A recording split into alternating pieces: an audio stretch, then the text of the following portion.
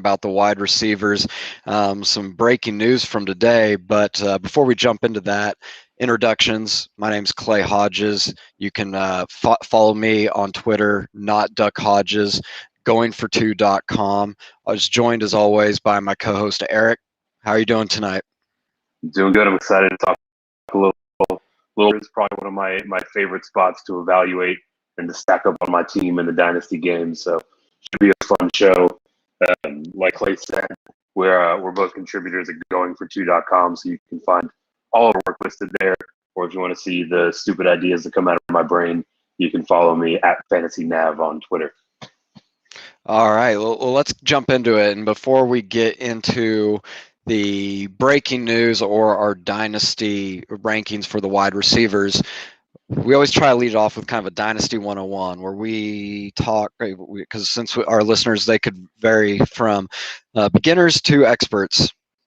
And so we always try to start slow, build our way up here, but like a Dynasty 101, something you should know if you're just now getting into the Dynasty fantasy football space. And Eric, you had an idea for a topic this week, so I'll let you explain it. Yeah. I think one of the things that, at least for me, is most fun about the Dynasty game is just how much it enables an active trade market.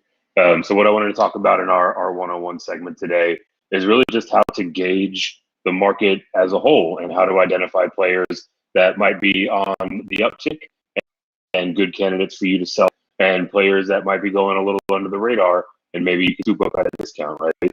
We're now on episode 3. I think this is three weeks in a row where we've talked about thinking about your team as commodities or assets within a marketplace. I think it is to talk about just how you evaluate those assets, how you identify when the time is to move on with a high price, or to try to accumulate some of those undervalued. And let me ask you real quick, because something that popped into my mind. The great thing, and what I guess beginners should be aware of, what the great thing about Dynasty Fantasy Football is it's year round. You can basically start trading right after the Super Bowl. So let me ask you, do you like to, right after the Super Bowl, get in there, start making trades based upon your perceived projections, or would you rather wait after free agency, after the draft? Even sometimes people do it after like mini camp kind of builds up so you can get some more buzz. And then they start trying to make their moves based on more information. Where do you fall? And that's like a 6-month span. Where do you fall when you might try to pull the trigger? Yeah, so I'm a bit more active in the immediate aftermath of the Super Bowl, right? To kind of tie into the overall theme, one of the things that I think introduces some of those value spots, those soft spots in the market, is uncertainty around a player, right? If they're a free agent, they're going to be there anymore. If the person that's throwing them the ball is going to be there anymore, right? If maybe the team might draft someone who's going to eat into their workload or draft their replacement outright.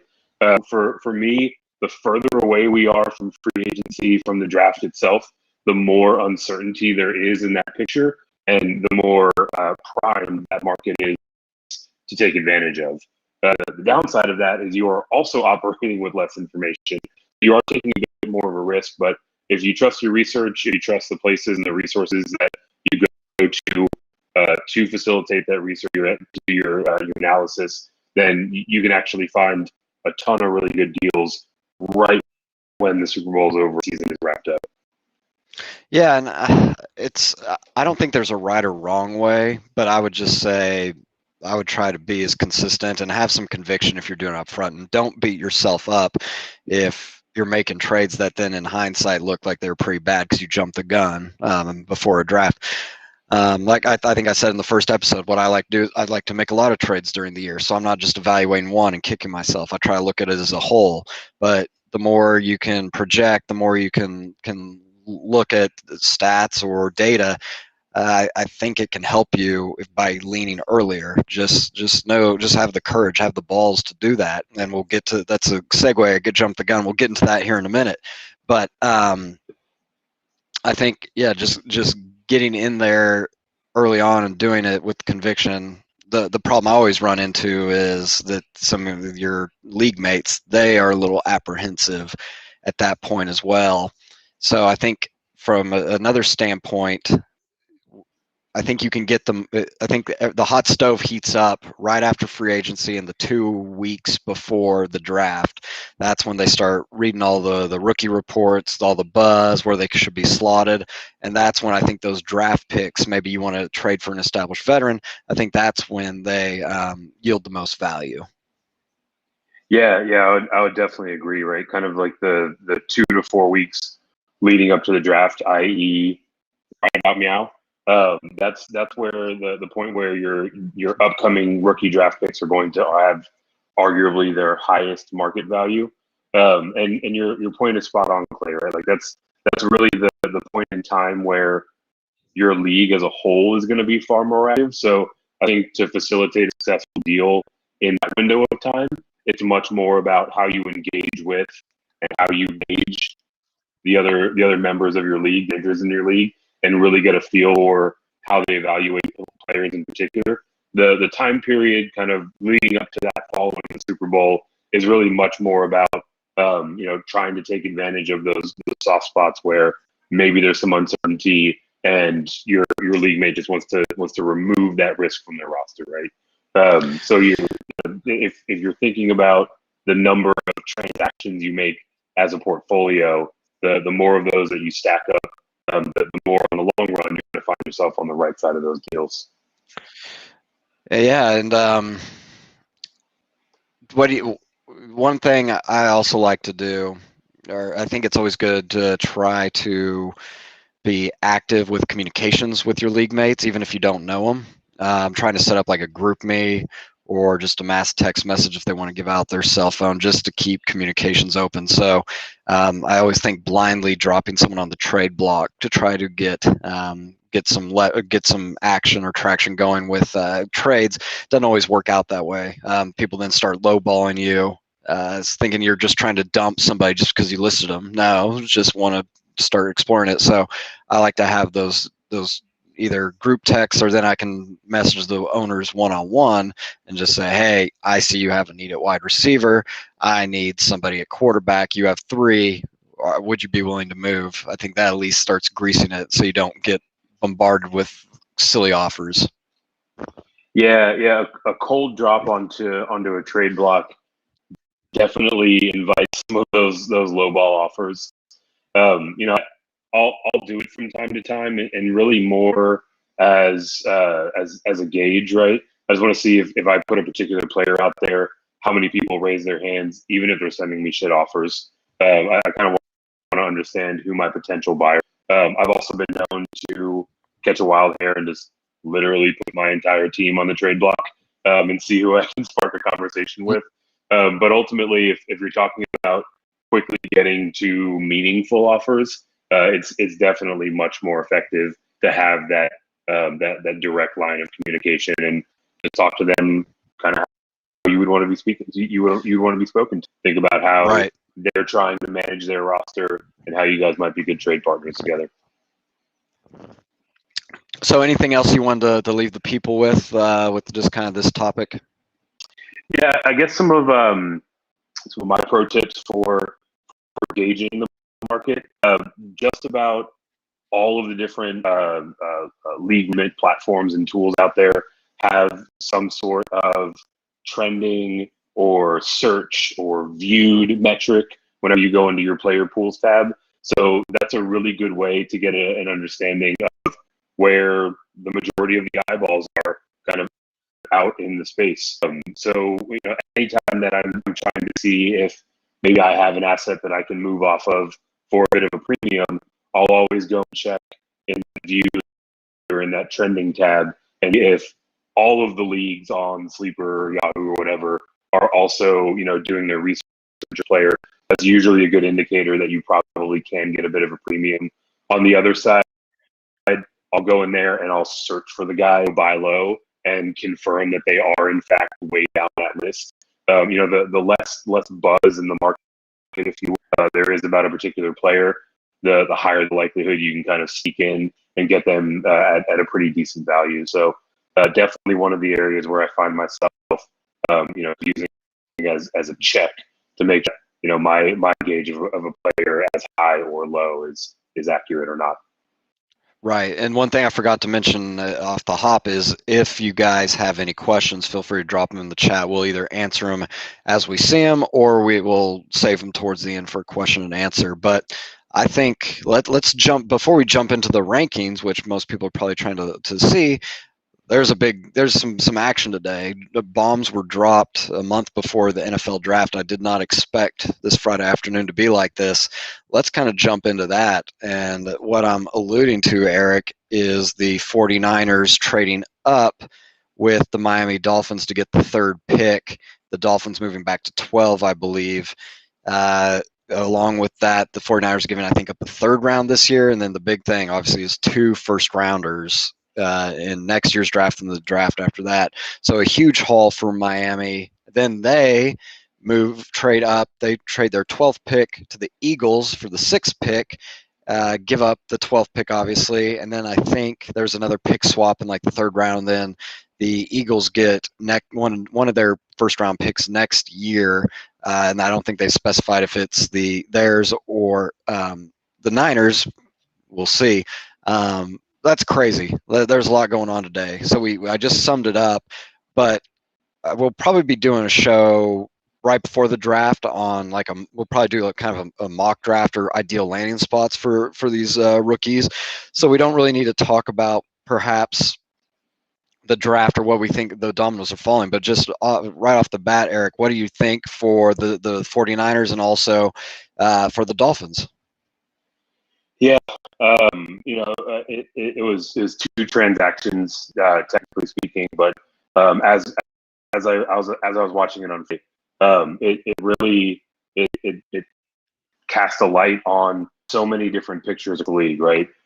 Starting with the 49ers, they spend that type of capital to move up to the third pick. Better believe that Jimmy G season is over in San Francisco as soon as this year, if not potentially by next year, right? There simply isn't that talent outside of the quarterback position that's going to impact their roster enough to justify that type of expenditure in the market. So definitely signaling in a major way about Jimmy G's future in the NFL and in Cisco more specifically. The second thing that it brings to mind is for the New York Jets. At least as I read these tea leaves, it's probably a pretty big indicator that they're going quarterback as well. Because if they were going to stick with Sam Darnold, they would definitely be taking those phone calls from John Lynch. And the fact that he couldn't make that deal happen to get up to 2 is a pretty good flag that the Jets, in my mind, are looking to move on at the quarterback position.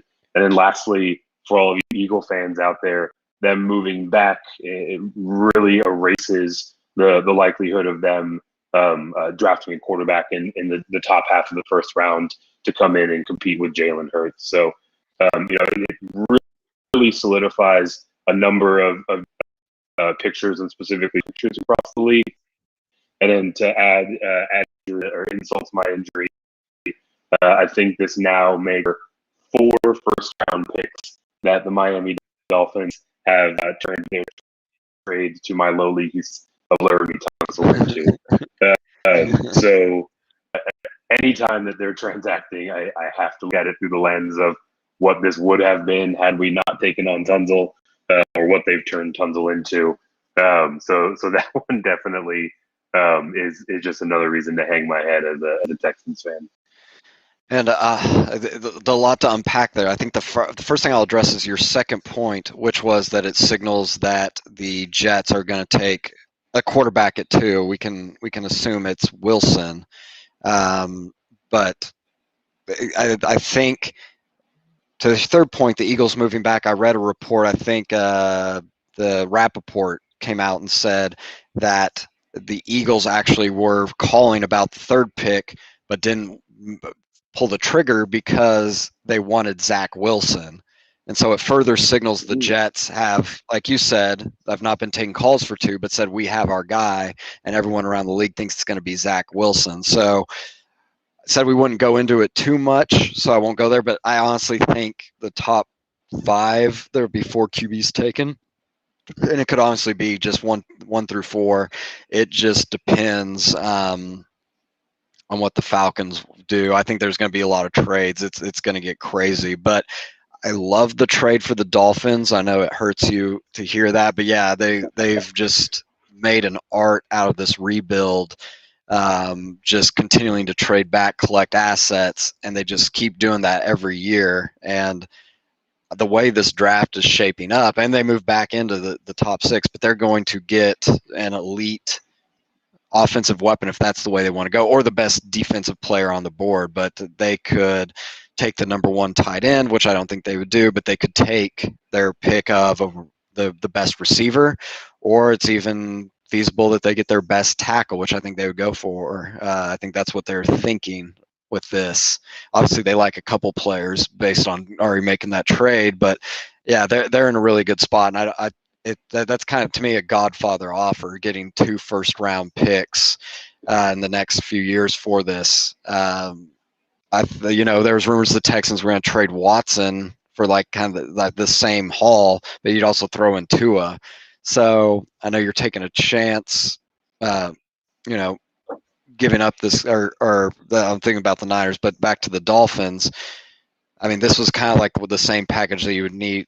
People were saying you need for Watson. You get this to move back on a crapshoot. I don't think, no matter what you were set at 3, I think you got to accept it, and I think that's going to cause just a ripple effect across the league because, like you said, it sounds like the Jets are going to take Wilson, so we'll cross them off. But the Falcons at 4 should just be receiving every phone call, and there's probably 3 or 4 teams probably going to be bidding against each other, and will probably give a just as good of a deal, if not better, for that 4 pick because that's probably the QB they want.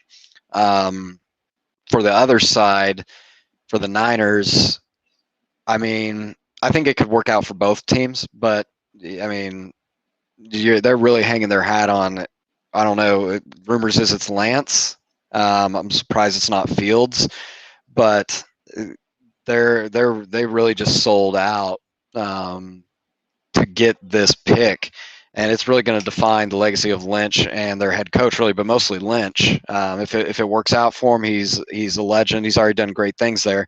But if this, I mean, it's hard to recover from this if you don't get it right. And no matter how much scouting you do, I think it's a coin flip. There's 4 QBs, maybe 5 go in the top 10. You're hopeful 3 pan out to have pretty good careers. But that's just my thoughts. From just the pure trade standpoint, we can go into the mock draft and the actual players as we get closer. But Eric, do you have anything else about just this trade? You touched on the Eagles a little bit. Yeah, I think you're right. It signals they're not in the QB market. Anything else that I missed today that happened because I was out the last couple hours, or something else you want to cover with this one? No, I mean that's obviously the headline news of the day, right? Just that much movement in the draft, and really the only thing I'll add is kind of reiterating your point, right? Somewhere in the top 5, 6, 7 picks of this year's draft are very likely to be 4 or even 5 quarterbacks, right? And it's very clearly established that that is the cheat code to being competitive very, very quickly in today's NFL, right? It is about Yep, getting a rookie. capable rookie quarterback on a very team-friendly deal, preferably a guy with a big arm that can move a little bit, can throw off balance, right? So Push all your chips into the middle. Yep. Exactly. I think we're only going to see this trend continue unless and until there is a major reworking of CBA, for example. So I do think it's fair to say that, we're going to see the vast majority, or at least a proportional majority, of the top 10 be quarterbacks that are drafted this year and years to come. And I think we're going to see more and more GMs really being aggressive and pushing it all to the middle and trying to acquire those rookie quarterbacks. Yeah, and if these GMs are confident, it's just so hard because you're living in it's a conservative NFL. They're shaking this, but still, it's hard. You're lucky to get like a second chance or 4 years at this if you make a big mistake. But I think those GMs that have the courage to say, this is what we're going to do. If it doesn't work, then we flip that asset real quick or just cut bait like the Cardinals did with Josh Rosen after like only watching him 6 games, and I thought that was completely unfair. They just said, you know what, let's cut bait, let's get Kyler Murray. They transformed in a year.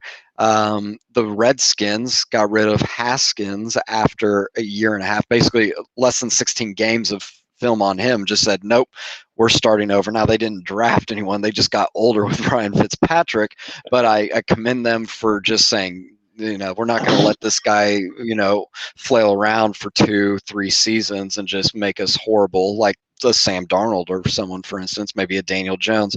I think there is something to that. So just to summarize real quick, and then we'll get into the rankings, I like the trade for both. The GM, I think, made a very bold call, and I think in today's NFL, you need to have those balls in order to succeed. And speaking of balls, Eric, we have ourselves a new sponsor, and I know you've been very excited to kind of share the news, so I'll turn it over to you. Yeah. Not only do you need to have balls to pull off this kind of trade, you need to have well-groomed, fresh-smelling balls. And if you can't tell by now, our newest sponsor to the Dynasty Pawn Shop are our friends over at Manscaped. So Manscaped is the complete men's grooming line. Fellas, if you're out there and you're not keeping your shit in order below the belt, wake up. It's 2021. It is no longer the mid 70s. If you're already on the grooming tip, you know what all of the nightmare scenarios are: nicks, cuts, snags, pulls. And with men, all that is out the window. They have tailored designed new equipment so that you have a close, smooth, comfortable shave, and you have all of the products that you need to make sure that below the belt, everything is in order, it's fresh, it's looking good. So as you have time, if you want to see what Manscaped is all about, head over to their website, is manscaped.com. You enter our promo code, which is Pawn Shop. You get 20% off your first order and free shipping. So again, head over to manscaped.com, enter that promo code Pawn Shop, and your balls will thank you. Hi, porn. That's fantastic. Couldn't have said it better myself. Well done. So thank you, Manscaped, for sponsoring us. Yeah, as Eric said, just go check them out. 20% off, free shipping. Good stuff there. Promo code Pawn Shop. All right, so we are about 20 minutes in. I think we're making good headway. I thought we'd be over today, but we'll see. We've been like right at 60 minutes the first 2 weeks. I think we can do it again. Ship around here. Yep, well, we got to get in, get out. Let's talk about the Dynasty wide receivers and just give a little bit of intro before we give our rankings of the ones we're higher on, ones we're lower on. Let's talk a little free agency, and I have a little chart here so I can pull this up. They ranked them themselves, so this is subjectively. This isn't our rankings, but just for sake of it, let's go through a couple of them. And just real quickly try to just give our quick thoughts on this. So the first one they had ranked was Chris Godwin, who re-signed with Tampa Bay. I think he just re-signed for the 1 year right now, but either way, he's re-signed there. Eric, quick thoughts from a dynasty perspective. He's age 25. What do you think about him staying put with Tom Brady and the gang?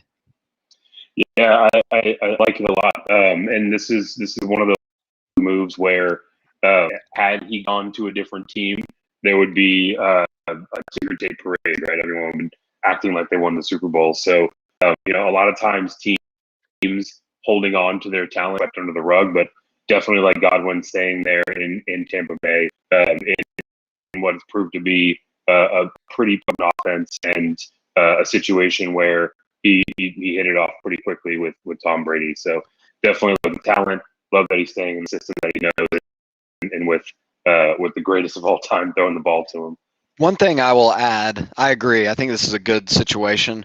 I think a lot of people, and this could have been a good Dynasty 101 topic, but they start getting scared and saying, well, what are the Buccaneers? What's the Buccaneers offense going to look like? Their coach has been rumored to retire. Obviously, Tom Brady should have retired like 20 years ago by Father Time standards, but talent standards, he's still doing great.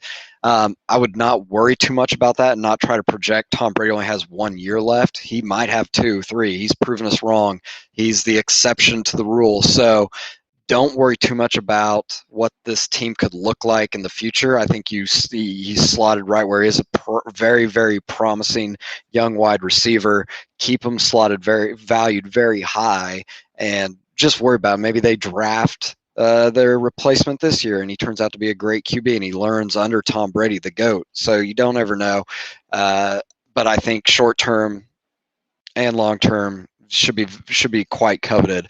The next one, Kenny Golladay, someone who did change. I'll lead this one off. He went from the Lions, which has been notoriously a pass happy team. I know their prior coach tried to change that a little bit, and Stafford was injured a lot, and Golladay was injured last year. But now he goes to the New York Giants, who have on paper a lot of weapons besides Daniel Jones. To me, and he's age 27. He actually got a good deal when a lot of them aren't. To me, I think he's probably he was ranked probably like wide receiver 20 overall. So you'd be happy if he was your second best wide receiver.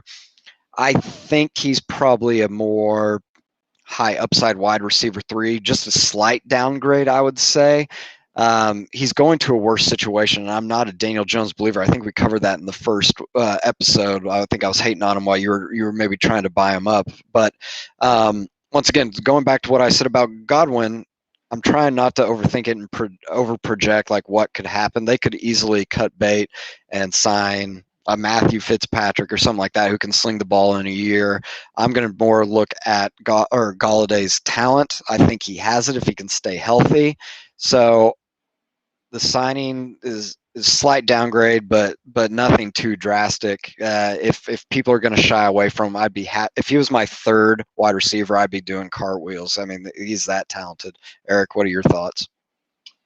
Yeah, I think that's about the right look. From a dollars and cents standpoint, I do think the Giants overpaid a little bit, but appreciate their overall level of aggression in the market.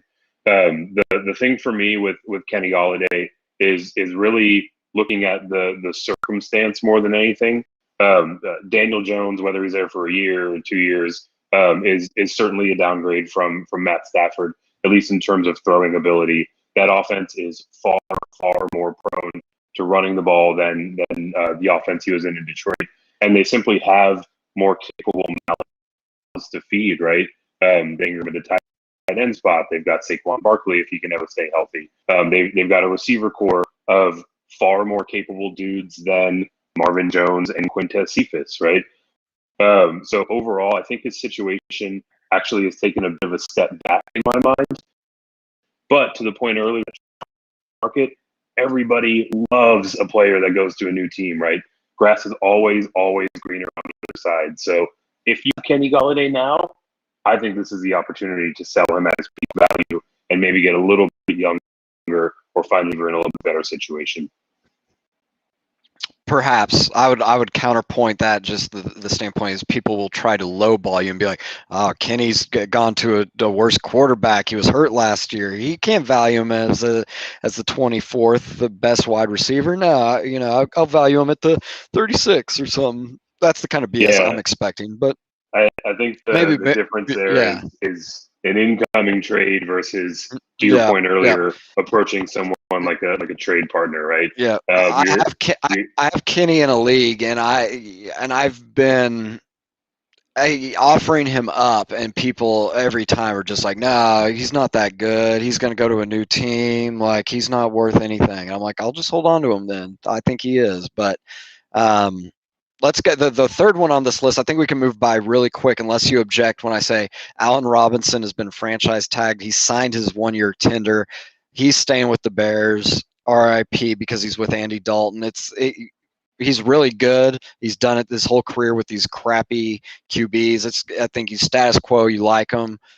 Let's move on. Let's just see what happens. But I don't think anything changes with him. Do you disagree? Something you want to talk about with him? I think it's fair to say that my valuation on him doesn't really change. It is funny to think that for as much as we want to hate on Andy Dalton back that Allen Robinson has ever had throwing the ball to him. But ultimately, he's still Andy Dalton, right? So I think a pretty similar year to last year, a pretty similar picture overall is fair for A-Rob. All right, Will Fuller signed to the Miami Dolphins. Your former Houston Texan there, 1-year deal. He's age 26. What do you think? And I think he's suspended for the first couple games. But what do you think? Yeah, so he caught 4 games for PEDs. That's what you get when Brian Cushing is your strength and conditioning coach in Houston. But he serves 3 of those. He basically walks into to a 1-game suspension this year. I like how he fits into the offense, right? That vertical option that Burner was really missing from the Dolphins offense. So I think he fills a need there. For me, it really boils down to, I'll say one thing, but 2 things. Health. Last year was really the first year that he saw any considerable time on the field, but more so it had to do with Tua's development, specifically his development in the deep ball. In the back half of the season where he was at the helm, he was one of the last players in the league in terms of average depth of target and air yards. So he typically throwing the ball down the field that much, and that's very much so where Will Fuller specializes. We can argue whether or not that's a product of his skill set, or product of the weapons and the assets at his disposal. Now we'll have an opportunity to see that, so I'm excited to watch that play out. But ultimately, I have major questions about his ability to stay healthy and stay on the field, and whether or not he can actually be effective to the effect that we saw last season. Yeah, this doesn't really move the needle for me, to be honest. I think you're already taking one of the most volatile players, who I absolutely love, but he's so volatile, and now you've added him to an environment that's just as volatile. I don't think you can project him to do better, besides if he just stays on the field, but he went from Deshaun Watson to someone, like you said, with Tua, who could be good, but I think next year, which is all he's signed for, you can't project he's going to have like something just better than he already did, which he's had some good when he's on the field. He plays great. So yeah, and like you said, Tua, he's deadly accurate, but the deep ball to me is scary. So I think you're adding in he could get hurt. That you could get hurt, and then the downgrade at the QB. Those are 2 pretty big concerns. And it's hard to project where he'd be next year if he goes on, because he signed a 1-year deal because of the suspension, but also because of the lowering of the salary cap. He's banking on himself. He could do it, but it's just tough for me. So yeah, I mean, I'm not. Before this, I was not going actively out trying to get Will Fuller, because it's just too much risk. But if I have him, I think you just have to hold on to him. Someone in the same boat, not in the same boat. Juju Smith-Schuster re-signed 1-year deal with the Pittsburgh Steelers. I'll cover this one real quick. Once again, he's only 24 years old, but he was welcome to a cold market because of the salary cap being lowered. A lot of people being very conservative. He actually turned down an offer from the Chiefs, rumored. Now I don't know the amount of salary they were offering him, but he only signed, I think, for $7 million for back at Pittsburgh, and he's aligned himself again where he's arguably either the very slim chance he's the best receiver on that team, but you could rank him. He gets the most targets to like the 3rd or 4th most targets any given week, because there's just so many mouths to feed. They're talented, and he's now tied to a quarterback whose shoulder is deteriorating by the second, who could retire at any moment. It's just tough for me to project Juju any better. I think if you really believe he could sign elsewhere next year, and that's where he takes off, but he was rumored to go to the Ravens. Like, there's some dangerous waters where I don't think grass is always greener, to steal your term from earlier. I think it's a lot of risk with Juju, and I don't think he can improve on what he had this year. So it's tough for me for him to go back, especially walking away from which would have been a pretty cool spot, the Kansas City Chiefs. Eric? Yeah, I think it's about a neutral move, right? Which makes sense. He's returning to the situation he was in. I do think there are to his on-field contribution, namely the health and physical capability of Big Ben Roethlisberger, but also, oddly enough, at 25 years old, he's the grade on that team. That team seems to always have phenomenal rookie and sophomore young wide receiver talent.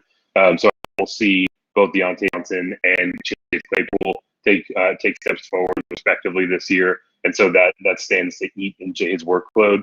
And that workload, that volume he was seeing, is really the basis of where his value is coming from. So I do think it is a bit of a step back, especially relative to the open market, right? If he were to go out there and be able to sign with a team that had a younger and bigger armed quarterback that had decent weapons on the outside, they needed that inside move guy where he could really gobble up that same volume, but with a more capable quarterback and a bit more of an aggressive offense. I think he had a lot of potential to maybe be my favorite departure of the wide receiver free agent class this year. But now that he's staying put, I do think it's a pretty good step back, at least in terms of how I'm viewing him.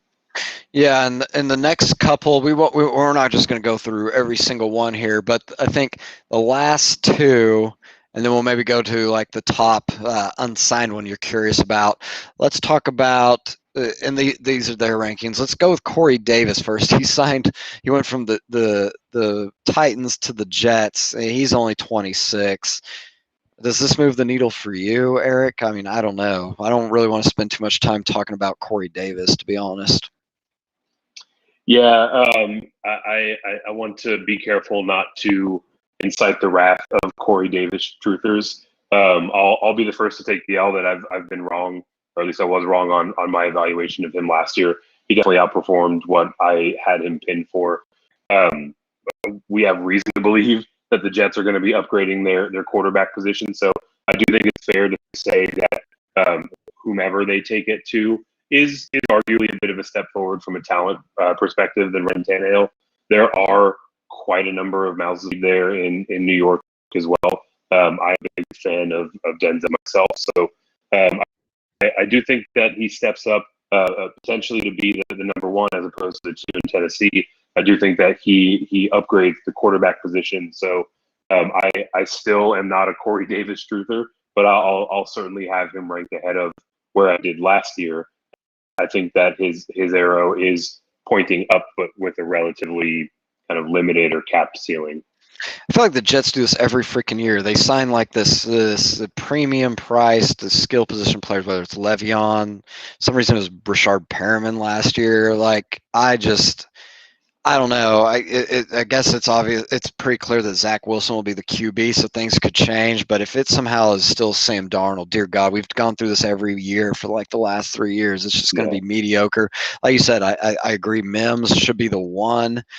Crowder is a very solid 3. I know you play DFS a lot. You know, play Crowder when he's in the slot and he's healthy. He'll just pepper away there. I just don't know. I don't know if he went to a better situation. But let's go to the last one here, which is Curtis Samuel, who's really young, only 24, going from Carolina to Washington. I'll lead this one off. He really blossomed in, I think, that was his 4th year under the innovative offensive mind of Joe Brady and also, Matt Rule, the head coach. He was the 3rd wide receiver there, had career highs, and they used him properly.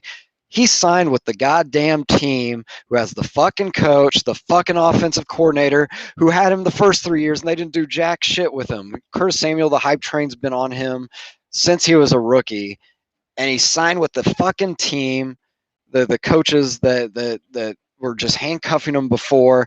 I am very down on this. I don't care if he's the number 2. They still have Antonio Gibson. They signed Adam Humphries today. I don't know what else they're going to do. They have Fitzpatrick who airs it out. I think it's great for McLaurin. I just don't trust this, Ron Rivera, and I think it's in their offensive coordinator, Scott Turner. I don't trust them to have learned the error of their ways and unleash him as an ultimate chess piece. Eric, am I just bitter? Like, tell me what you're thinking here. No, I think you're well informed is what it really boils down to. I was certainly on the Curtis Samuel hype train heading into free agency this year. I think we really saw the full potential of his capability and the type of role that he can play in an ongoing base NFL level last year. Again, with the innovation of that scheme, and now he's back to the vanilla purgatory of an offense under Scott Turner that he was for the first years of his career. So, I tend to put a bit of a premium or give a bit of an edge for a player moving to a system that they're familiar with. I think it does help up with ramp time. I know it's not perfectly clear in terms of how much off-season and minicamp work there'll be. So I do think he'll be able to step into that offense in a meaningful way faster than if you were learning something new. But I mean, goddamn, if they didn't underutilize his skill set for those years in Carolina, and at least from my point of view, there's really no reason to expect them to do anything different now that he's wearing a W on his helmet instead of a glitter kitty. Well, I think technically they have a number on their helmet. Well, now is it a W? I don't know. Who cares? They need to pick a new mascot. But Daniel Snyder apparently is going to buy the entire team, and then he can do whatever he wants. I had on here like ideal landing spots for the rest of like any potential free agents, but when I made this, Hilton hadn't re-signed with the Colts. Sammy Watkins signed with the Ravens. Gross. The only one that's kind of on this list, I mean, if there's someone there, feel free to talk about him. Antonio Brown seems to be kind of the last man standing of the group, and I think he's probably just going to go back to Tampa. I hear Russ Wilson's really pushing for him in Seattle, and maybe they sign it to appease him. But either way, I think those are good landing spots. With Antonio, all the stuff he's been through the last couple of years, I don't really see him signing with. I don't see him signing in a bad situation. He's just going to continue to capitalize on talented QBs wanting him because he was very talented a couple of years ago. I still think he's going to be a solid contributor, but from a fantasy or dynasty perspective, if someone's offering you Antonio Brown, if it's in reason, I think he's going to land in a good spot. So if they offer you something, you can take him. Yeah, and Antonio Brown's probably one of the more interesting names out there. I'm waiting with bated breath to see if we do the whole Josh Gordon is finally coming back hype train thing again. But that's really more of entertainment more than anything else. For Brown, I don't see him going anywhere outside of Tampa Bay. Right? He found his biggest cheerleader, his biggest champion in the greatest quarterback of all time. So I don't see him being particularly keen on leaving that situation. I think he wants to win titles. I think Tampa Bay has been creative and aggressive enough with their cap to where they can still fit him in at a fair and marketable rate. So definitely think that he'll stay put and try to repeat there in Tampa Bay. All right, so maybe the more free agencies will come in our Hawk It or Lock It. Let's jump into kind of just the basics or the common characteristics for wide receivers when it comes to dynasty football. The first episode we talked about QBs, and we just talked about Tom Brady. They can last forever. They can last 20 years. Running backs, shelf life, like 5 years maybe, and there's some outliers, but 5 years is what you're looking at. What receivers are more in the longer end. They can, for the most part, I think you can have them until their early 30s. They really start peaking at 27, whereas a running back is declined at 27. So they're a pretty valuable asset and something I'm not quick to trade away. And I think it's a position to capitalize on, because if someone's 29 at a wide receiver, sometimes people are looking to get them away because they're over the hill. And I still think you got 5 years worth of juice there to squeeze. So that's my first thing from a wide receiver standpoint for dynasty. Their characteristic. Eric, do you have anything to add about them? I mean, I think that really touches on the majority of it, right? The only thing that I would really look to add is more of a positional scarcity kind of consideration, and less to do with there being fewer viable wide receivers out, but more so just how far a drop off it is from the caliber of wide receivers that are rostered to the caliber of wide receivers that are available on the wire at any given week, right? In the running back position, we talked about it last week about how there's a lot of volatility in that role. And I think to a lesser degree, the wide receiver spot is also fairly volatile, but you're not going to find a wide receiver one twist an ankle and find their replacement available on the waiver wire and plug them right into your spot. So all that is to say that I tend to use a proportional or rather disproportional amount of my bench resources on these wide receiver spots, so that as they take those leaps forward, which generally they do advance in chunks, they're there, they're available, and I'm not having to go scour the wire for slim pickings. The only thing I will add, my caveat is, and there's good resources out there where you can break down wide receivers' characteristics by a whole bunch of different things, but very rudimentary. I'm going to separate it by speed wide receivers versus possession wide receivers. The shelf life for speedy people like Tyreek Hill, those receivers, their shelf life can be a little bit shorter because so much of their value is just in their game breaking ability, like a Deshaun Jackson, and he's done it for quite a while. But once that kind of deteriorates, their decline is much more severe. Whereas a Devontae Adams, who has more possession, catch radius, contested catches, they can go on for till their mid 30s. And Larry Fitzgerald's a good example there, and he went to his late 30s. But like I said, look into the stats. It's not as simple as speed versus possession. There is catch radius percentage, contested catch percentage. There's all these things, like 10 categories you can really nerd out on, but they will kind of lead you to the characteristics of this type of receiver, and more likely than not, whether they'll make it into their 30s, late 30s, or early mid 30s, compared to like your late 20s, which maybe a Tyreek Hill is, but Tyreek's so talented, he might be able to stay. But that's my last thought before we kind of go in our rankings higher or lower. But Eric, do you have anything else? No, I think that really touches on it, right? With with the guys that depend on sort of that freakish athleticism, when lose a step, they tend to be just a guy, right? Whereas the players that are crisp route runners, that know how to high point the ball, that have premier footwork, those are the longer shelf life capabilities. So definitely a good distinction to keep in mind as we talk about where these players fit into the overall dynasty rankings. So let's jump into some of the rankings. A couple people were higher on and a couple that were lower on, and we're using the Fantasy Pros Dynasty rankings. Make sure you're looking at Dynasty. Also, PPR is kind of what I always roll with. Eric, if you object, let me know, but I think that's the standard now. Why don't you give me 2 or 3 that you are higher on than what Fantasy Pro says, and I'm going to go grab another beer while you're doing that.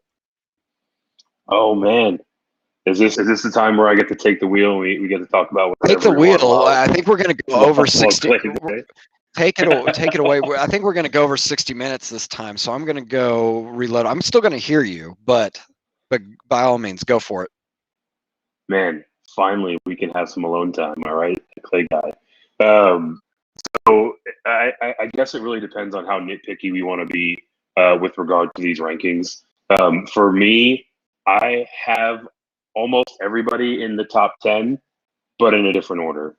Specifically with regard to the wide receiver position, I do put more of a premium on youth in that category. So those guys that are sitting at 3, 4, 5, AJ Brown, DJ Metcalf, Justin Jefferson, I would actually have them slotted ahead of my second tier, which are Devontae Adams and Tyreek Hill, largely based on that youth that they bring in. Personally, for me, I've actually got that first tier inverted. So I've got DK Metcalf as number 1. I've got AJ Brown as number 2. I've got Justin Jefferson as 3, and then 4, 5 are in that Devontae and Tyreek category. I So heard all this. those are You're the crazy. You're crazy. Go ahead. You're crazy. those those are the far and away top grouping, right? I break them into tier one with the youth, and in tier two with the guys that are a little bit longer in the tooth. But ultimately, any of these five guys that we're talking about, I am thrilled to have as my wide receiver one in a dynasty format. Yeah. And well, I said you're crazy because I think, and I don't remember who said it, but if you don't have Devonte Adams number one, I'm just not listening to you. That's asinine. I'm joking. I do agree. DK Metcalf is probably two. And you can put them in any order. Obviously, the risk with DK is if somehow Russ Wilson leaves, but I don't think you can project that. But to me, Devontae's clearly number one. It seems like Aaron Rodgers is going to be there for several years, and he fits the profile where he's the longevity's there. But this is actually to me a place where you don't have to value the youth as much because you have 12 years with them, and God knows what's going to happen in the league or anything like that. So I actually value, I won't even say veterans, but someone that's more established that has a couple years under their belt. So a Terry McLaurin's at 11, Chris Godwin's at 12, DJ Moore's at 13, CD Lamb is listed above him here. Justin Jefferson is 5, and Justin showed a lot, but to me, it's kind of a toss-up. I won't say I have him ahead of Justin Jefferson, but I probably wouldn't draft Justin Jefferson 5. I'd rather wait for a Godwin Moore or Terry McLaurin, they're kind of the same age. So that's those kind of people that are still young, only have an extra year under their belt, and have shown out. I prefer, especially, definitely over our CD Lamb. Which, spoiler, I'll just talk about that real quick. He was one of my ones I would have downgraded. He's in a great offense. I think he's talented, but for him to be top 10 is crazy to me, because you can get players that have shown it out for an extra year or two at cheaper. Who else are you higher on, Eric, or do you want to touch on that? Yeah, so the thing that's kind of interesting for me about the wide receiver position is up until a couple of years ago, all that often that we saw rookie wide receivers come into the league and immediately make an impact and perform at an elite level, right? Really the last 2 years, it feels like we're finding almost everybody from these rookie receiver classes hitting, and that's where these kind of jumbled rankings are born from, right? We're not used to guys coming off their freshman year or their sophomore year performing at that elite veteran level so quickly, and it's kind of hard to know what to make of them, right? I think the thing that really comes to mind for me is you mentioned that you can make an argument one way or the other, and I look at a lot of these younger players as being very capable and not already performing at elite level now, and with their age, you're getting a few more kind of 3 years of that asset relative to someone who's 25, 26, 27. So that's kind of the tiebreaker for me. But like I said when we kicked it off, I think it's ultimately kind of nitpicky. I'm not going to be disappointed with certainly anybody in the top five as my number one receiver in Dynasty. I tend to agree with CD Lamb. It feels like there's a bit too much name value weighted behind that. As I continue to scroll through the list, a few names that jump out where I'm higher. Calvin Ridley, I've actually got at number 6, so jumps up 2 spots. I think that he has all of the skill set and will have all of the opportunity. Julio is getting longer in the tooth, and he's taking more and more of that workload, seemingly with each passing season. So I do think that he's got a bit more upside, and he's proven it for a few years. The one that really just chaps my ass is my boy T. Higgins down 17. I got T. Higgins as my Wait a number minute. 10 wide receiver. Well, in we are going Dynasty to have a lot of fantasy disagreements in football. this wide receiver range. Oh, okay, okay. All right. No, I like that. Keep going. So at least heading into last year, from a skill set standpoint, I had T. Higgins as my wide receiver one coming into the combine, coming into draft night, and he couldn't have fallen into a better situation. He comes into the league with an elite rookie quarterback that he can have locked in for as long as he wants to stay in Cincinnati. So I think a lot of it has to do with the baseline skill set. It has to do with the opportunity, right? Very quickly, that offense established that they are going to pass the ball first. I think in his first 6 games, Joey Burrow the ball had 45 attempts or more 3 out of those 6 times. So they very quickly established that they are, and that connection and that youth in the offense, they're going to be for a long time. And if you look at his production over that period of time while I'm trying to Joey look. I'm trying Burrow, to find it.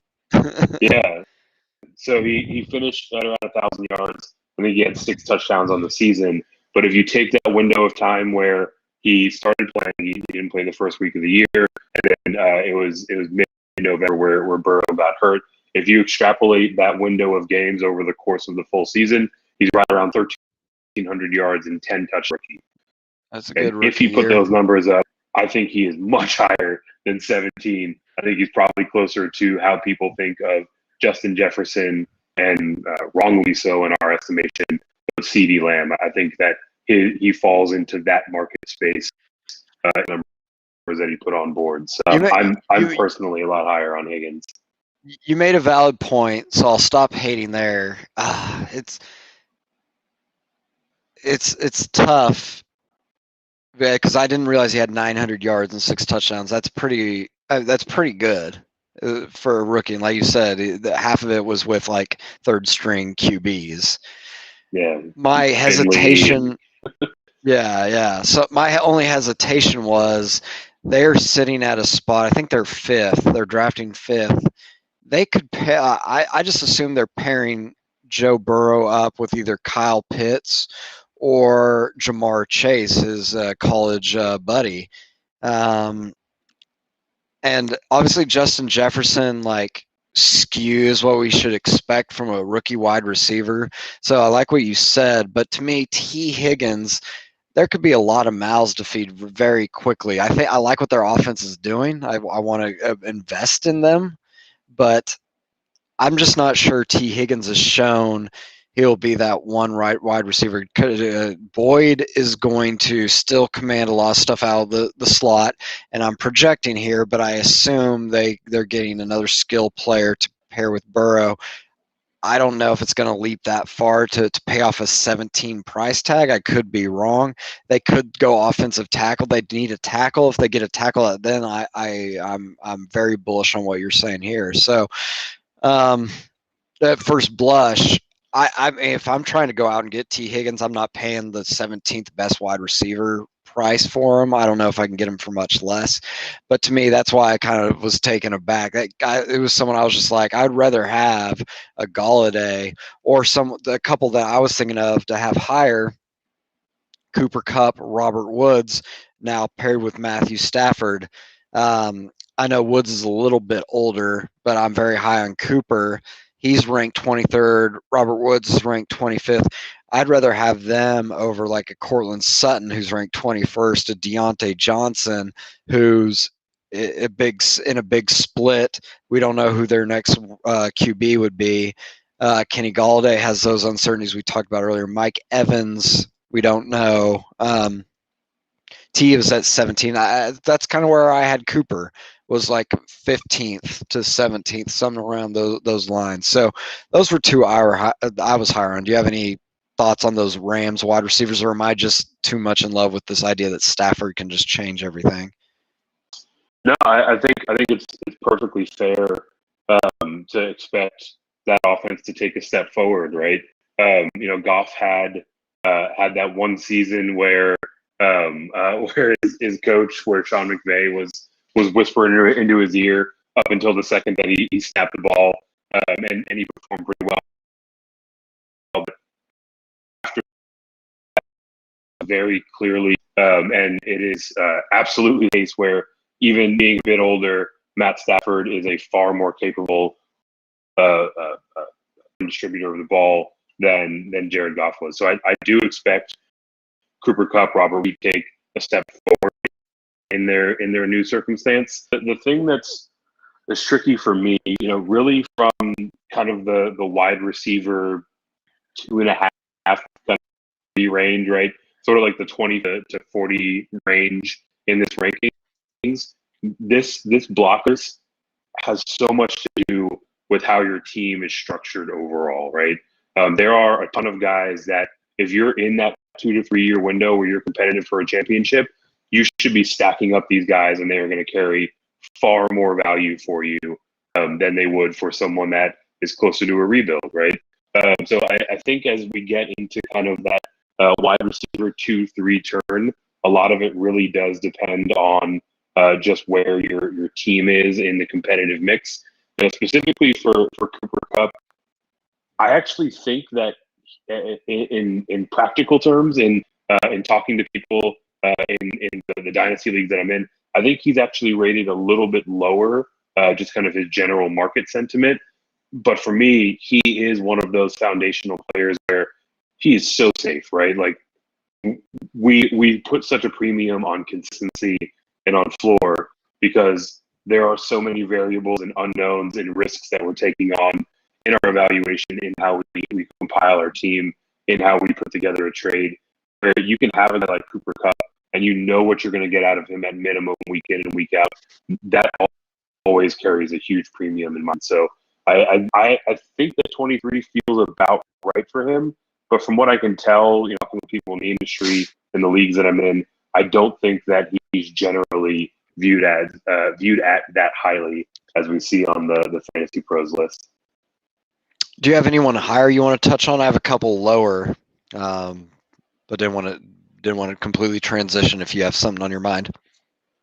Yeah, so I mean, marginally higher, right? I look at the Las Vegas guys, specifically Henry Ruggs. The other pass catchers in that offense largely left in free agency, so that door has firmly opened up for that volume to head his way. So to have him all the way back, near 50 at 47, that definitely feels like a slight. Took me a second. I kept scrolling looking for him. Yeah, 47. Exactly. Yep.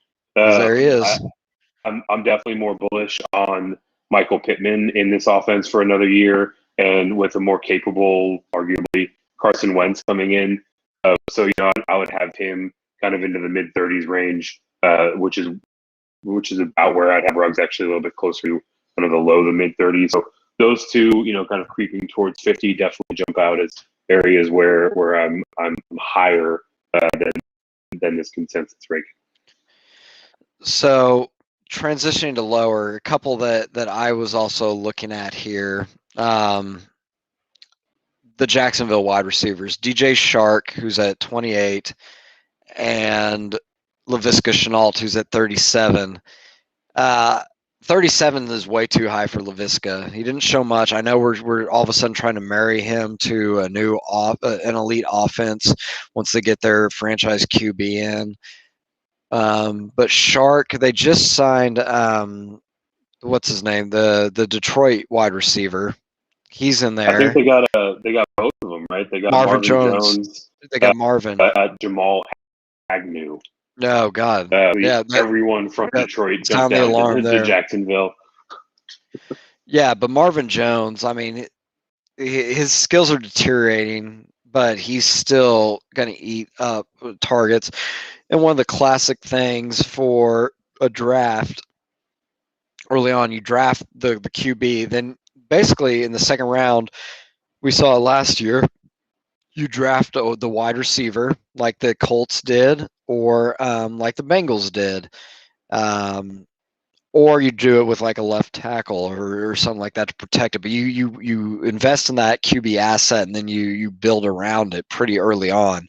So to me, I don't think Jacksonville. I think this is one of the most volatile spots right now to really be in, to invest in them. Marvin Jones is obviously a long-term solution, but I could easily see them pairing their QB with another wide receiver. Maybe it's left tackle, but Shark being at a wide receiver too when he struggled last year, and then I'm even more uncomfortable with LaVisca at 37 when he hasn't done much.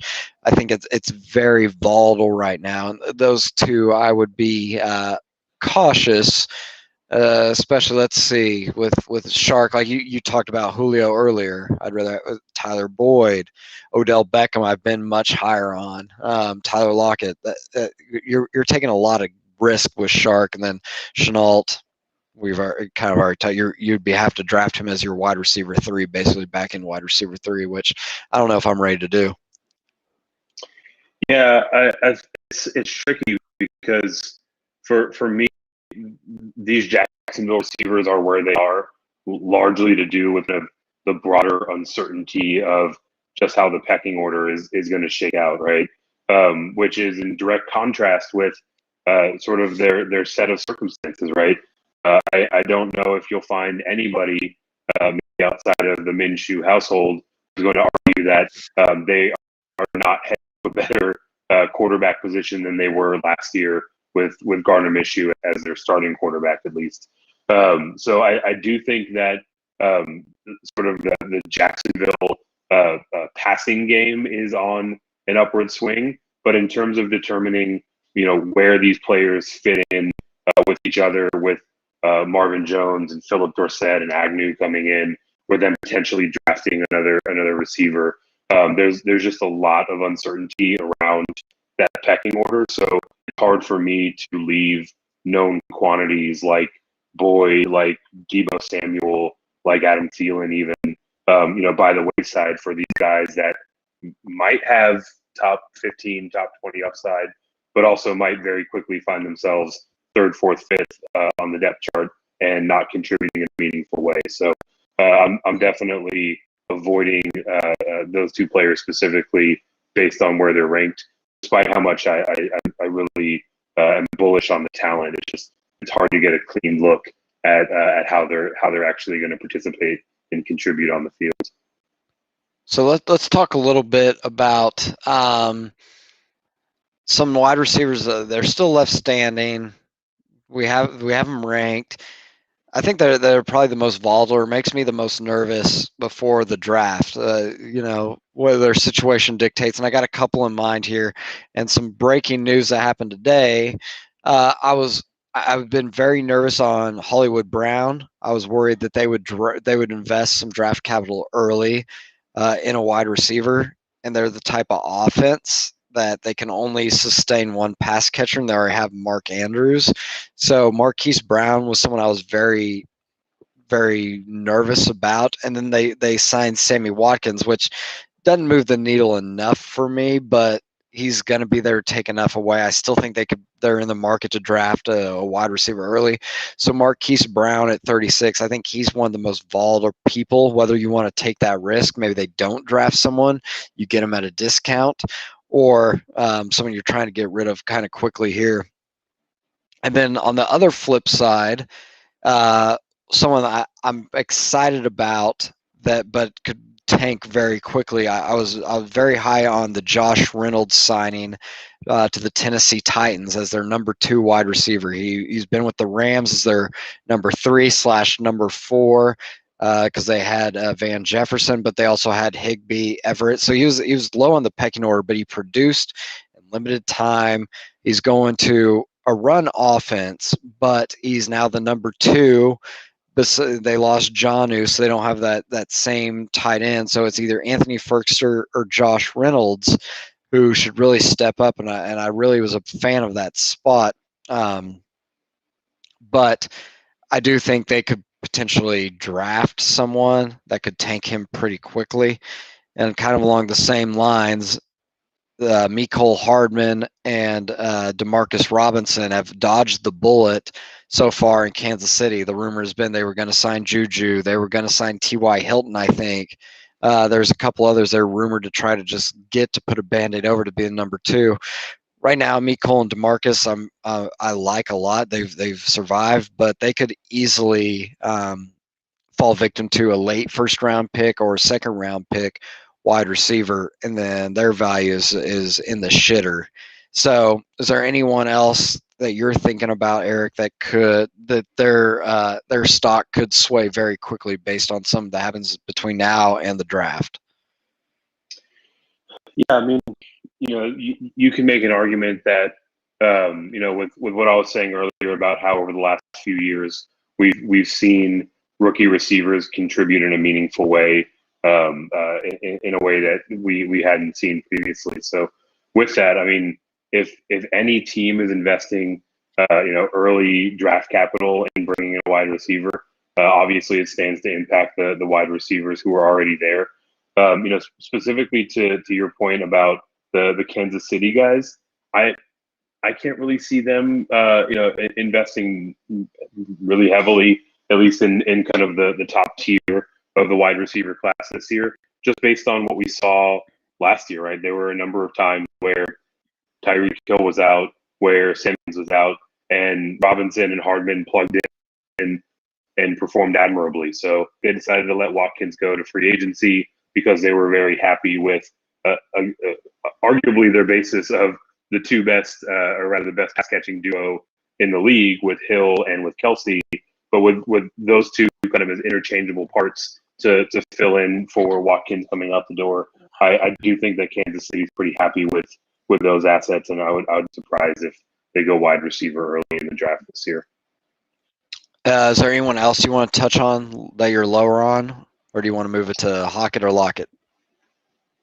I mean, I can make an argument for a few guys. I'm not a big Odell Beckham Jr. fan, specifically to do with circumstance.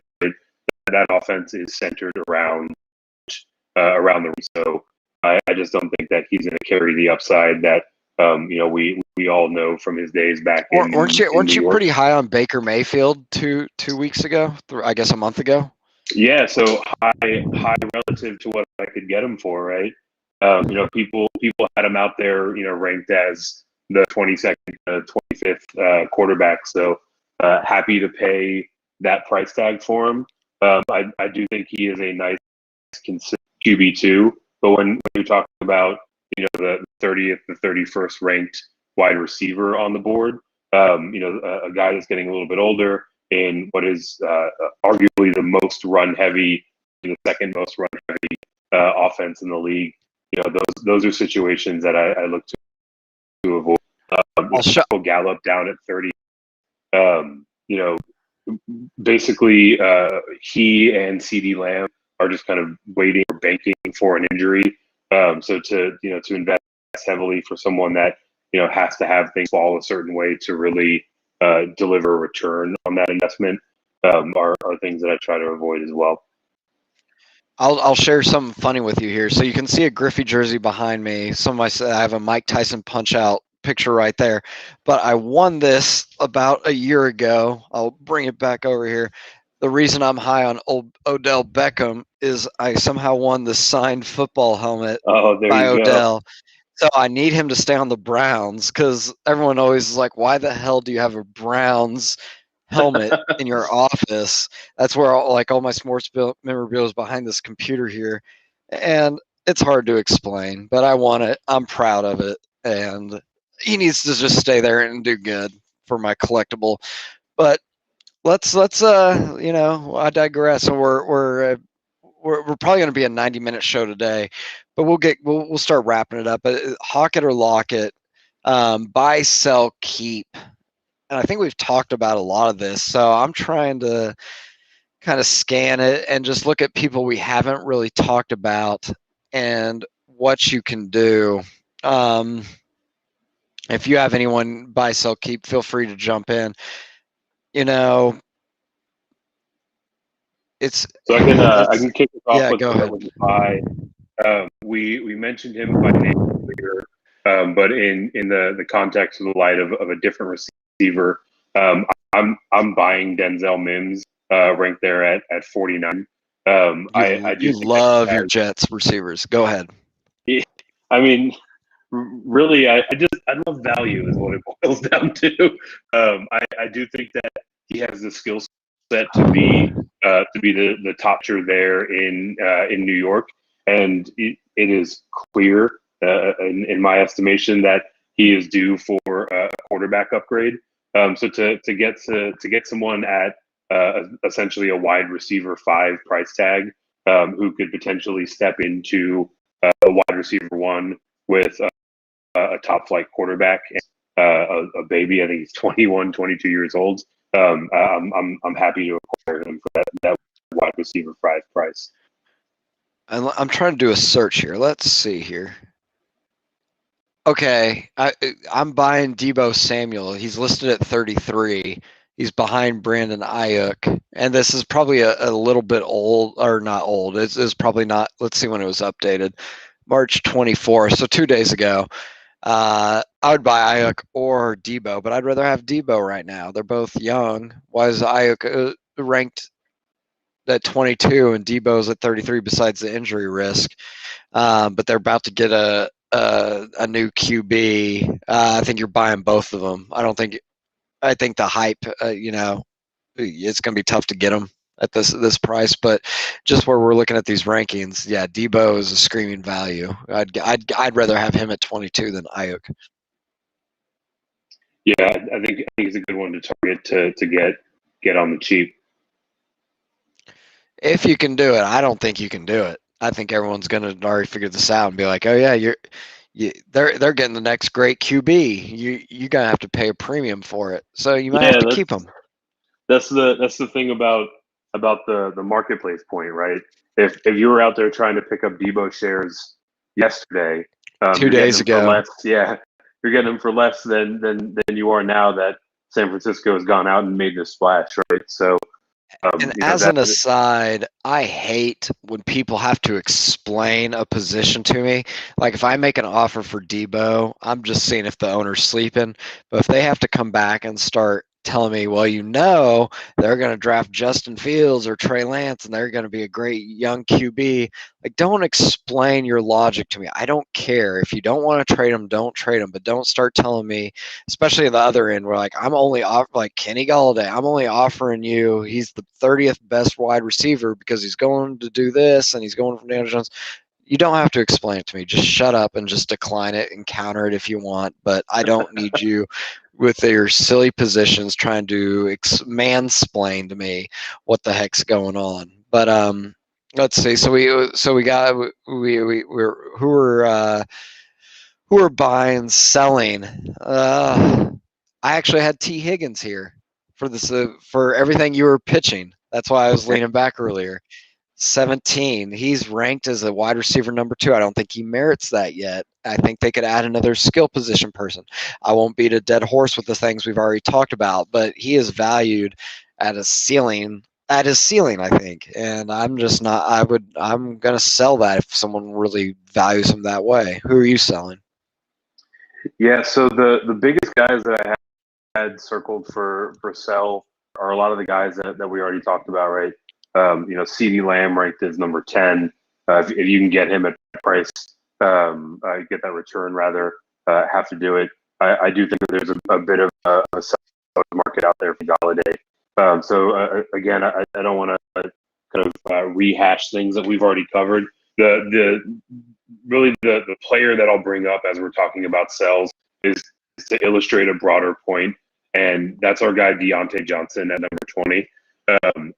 Basically, everybody in the fantasy football world either thinks that he's just a guy and come and go, and the Steelers will draft another amazing receiver and he'll be out of the picture in a few years, or they absolutely love Deontay Johnson. They are conductors of the hype train, right? So there are a few players, him being one that comes to mind, where you find the right trade partner and you can get almost anything you want for the player. So I think Deontay Johnson is someone that fits into that category nicely. Different tier player, but Laviska Shenault truthers out there. We talked about Corey Davis truthers, right? There are kind of a category of players that are just seemingly all 1 year away from that breakout, no matter how many years they're in the league, and they tend to have a pretty faith following that you can usually get a pretty good return selling to. Anyone you're thinking about keeping?